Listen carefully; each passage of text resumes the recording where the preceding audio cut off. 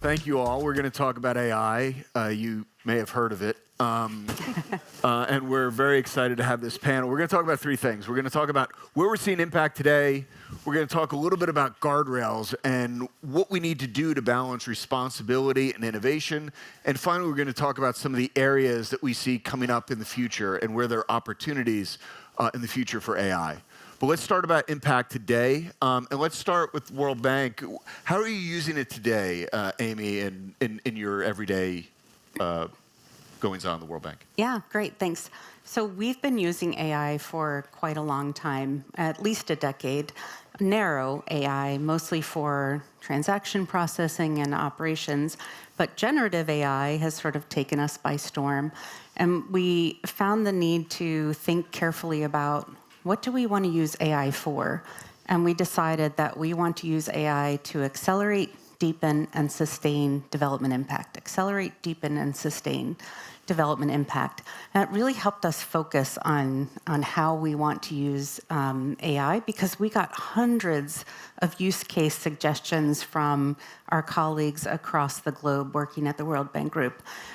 There's a lot of excitement. So we have 1,000 flowers blooming and thriving because we've put some tools in their hands. So for example, internally, we use an internally developed we call it My AI.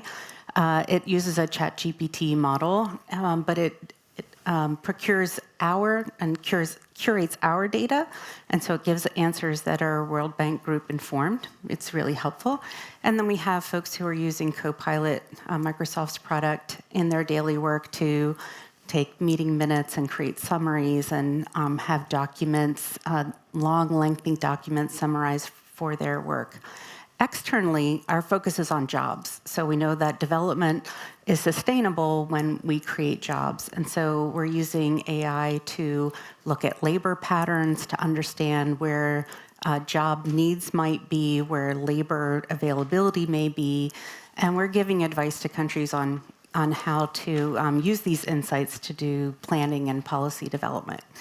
There's lots of examples about how we're using AI in different verticals in which we work, things like education, water, energy, infrastructure, digital infrastructure, agribusiness, and I'd be happy to talk through some of those examples later. AI is so personally inspiring to me because it allows us to scale. So all of the ways that we can reach out to developing countries, and even at an individual level, AI allows us to get really personal and individualistic in some of the work that we do. And I'm the person you don't want to meet at a cocktail party and ask a question about AI, because you will never get to the bar. You'll be stuck next to me. So you're going to have to cut me off if I go too long. But that's some of the ways that we're using AI today. Very good. Well, the bar opens in about half an hour, so don't catch you before that. We'll come back on some of those other use cases in a second. But Andrew, as a professor, as a researcher, you have a broad understanding and remit about where people are using this today. Where are the areas of the greatest impact that you see? Well, we see it in health, where AI is being used in health organizations to diagnose and treat and to expedite diagnosis and treatment.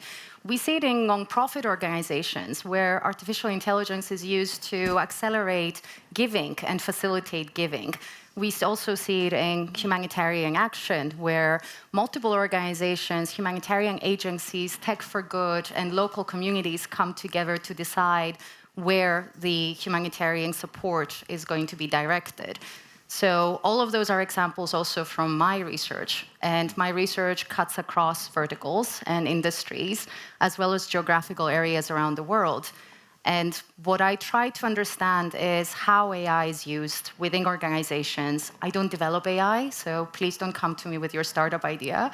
And I am unlikely to respond to the more technical questions. But what we do very well in my research team and the Stanford Digital Economy Lab is to figure out the next question in the deployment of AI and to try to understand how organizations are putting AI within their structures and their processes. And to sum up, the answer is that a few years ago, when I started this research program, it was all about the hype. And these days, we have gone from hype to hands-on reality, just as Amy has described.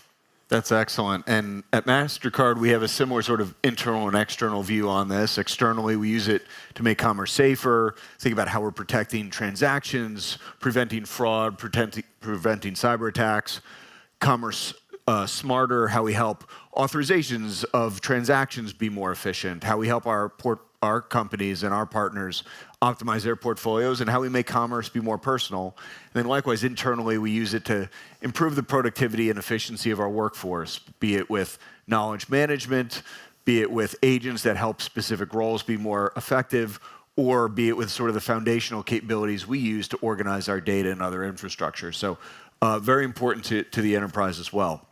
So with that, let's move to what we talked about around the guardrails. And Navrina, let's start with you here. Obviously, responsibility is at the heart of Credo AI, which you founded and which you run. How are you thinking about helping organizations build responsible AI? Yeah. First and foremost, thank you for having me. And, you know, it's interesting, guardrails and governance is seen as a dirty word, but I truly believe that that is absolutely essential to make all the use cases you're talking about real. And so at the core of responsibility is trust. So when you think about all these amazing applications, whether it's in agriculture or whether it's in productivity, at the end of the day, we need to get to a place where not only humans can trust artificial intelligence, but with agentic AI, you can actually make sure that the AI agents are trusting other AI agents. So in that case, how do we actually help organizations? And the first part actually is surprisingly thought about as easy, but it's a very complex, what we call AI alignment. What does good look like for you and your organization when you are either building or buying artificial intelligence? You know, we've been working with Mastercard now for almost 4 years, and I would say they were like one of the best clients because they were internally. We're one of the best. I mean, others are catching up. Come on. No, I'm just jokes aside.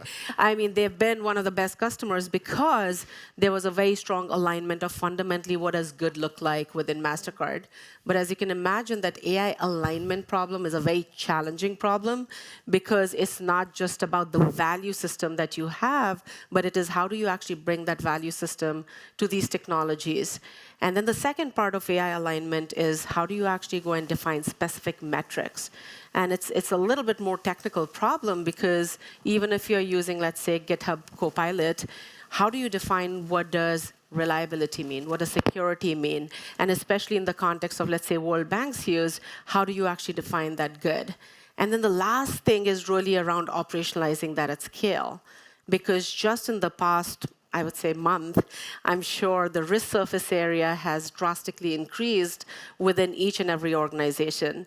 90% of Global 2000 companies are actually buying more third-party AI applications. They are embedding more artificial intelligence. And as you can imagine, with this pervasiveness of a technology that is unfortunately not very well understood even by AI experts, how do you manage that risk? How do you mitigate that risk? And so this alignment around what good looks like for your business becomes super critical. And that's what we help organizations with. I'm so sorry. Well, and Credo, as you said, has been a phenomenal partner for us. Is how we operationalize and how we do this at scale. Because, as you said, I think trust is at the heart of all of this. So, Andrew, let's go to you on this topic. When we first met, you called yourself a pragmatic optimist. How do you define that? How do you think about the balance between responsibility and innovation? I knew you were going to pick up on the pragmatic optimist thing. I should not have made that comment. So the way that I think of myself as a pragmatic optimist is that, yes, I do see the potential in artificial intelligence, just like we've seen potential in technologies that have benefited humanity throughout the past centuries. But also, I feel that I'm grounded in reality of what this technology does now and how we are using the technology now.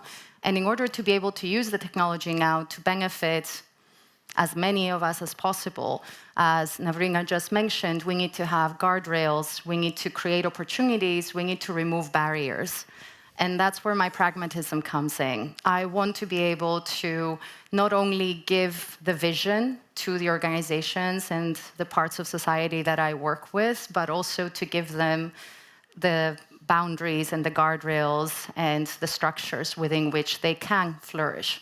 Excellent, excellent. And so let's take that and talk a little bit about where there are additional opportunities, our sort of third topic and final topic here around where there are opportunities outside of where people are hearing about it in the Fortune 500 companies that are deploying AI. And Amy, maybe we start with you here, the World Bank and your mission about how you're seeing this come to communities, to industries that might not have the resources that we traditionally think of, given the capital intensity of AI. Yeah, I think it's really important that as we start to explore how we can use AI, that we make sure that we don't leave others behind.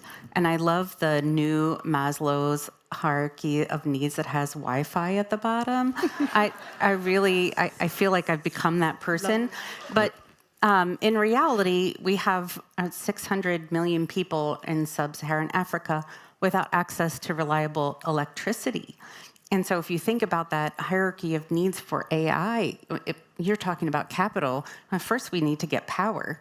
So there's a joint effort with the African Development Bank and the World Bank called M300 to get reliable electricity to 300 million sub-Saharan Africans before 2030, which is right around the corner. So it's a really ambitious agenda. And so some of these digital foundations need to be in place. That said, we think that there are some opportunities to use AI to help developing economies leapfrog some of the stair-stepping that developed economies have had to take. So I think of things like agribusiness, because we're all about creating jobs, right? Jobs help sustain and build economies. Agribusiness can use AI to give really specific advice to farmers about their specific piece of land and help them increase crop yields, which helps their community. We have an interest in tourism as one of the areas where we feel like we can create jobs, because tourism creates a whole ecosystem of jobs. Has anybody used ChatGPT to create a travel itinerary yet? Okay, so I used it for spring break, and because my son wanted to go to caves, and that's a whole nother story. But I gave it some instructions. That's at the happy hour. I gave it some instructions, and it gave me a list, an itinerary of places that I never would have considered. So now imagine that I run a small eco resort in a developing country. All of a sudden, somebody runs an itinerary, they find me. I have an AI chatbot that speaks to my client, my potential guest, in their language, in their time zone while I'm sleeping. And every day after they've made their reservation, I can send them an AI-generated note bespoke to them that suggests an upsell of some kind of adventure at my eco resort. And that's just not my guest. My whole community then, the boat operator and the cultural experience developer and the restaurant down the street, they all have the business that comes along with the job that I've created by using AI. And this is a leapfrog, right? So this is a leap ahead. This used to cost years of time, thousands of dollars, contracts with Expedia, lots of marketing dollars, and now I can be doing that all on my own and creating jobs. That's excellent. So we have a little over a minute left, and maybe final comments. Angela, you've done a lot of research on small, medium enterprises and businesses, how they're using AI, which is not where a lot of people typically think of it. And then, Navrina, curious of your final word on this around where you see the future opportunity. But Angela, we'll start with you. Well, small, medium enterprises.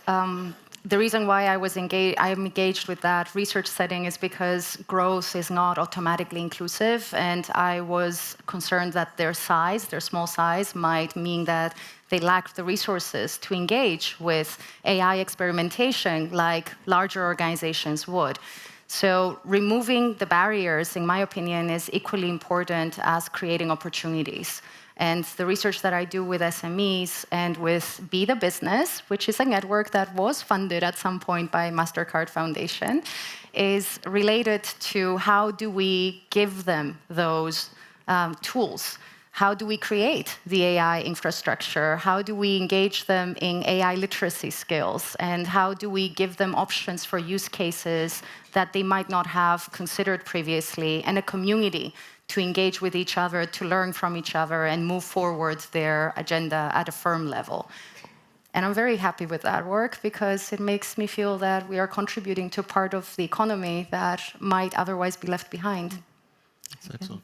Navrina? I know we are at time, but I'll take this moment. I think something we are not thinking about is we are the last generation that's actually going to be asking this question around what is the role of human in this age of AI.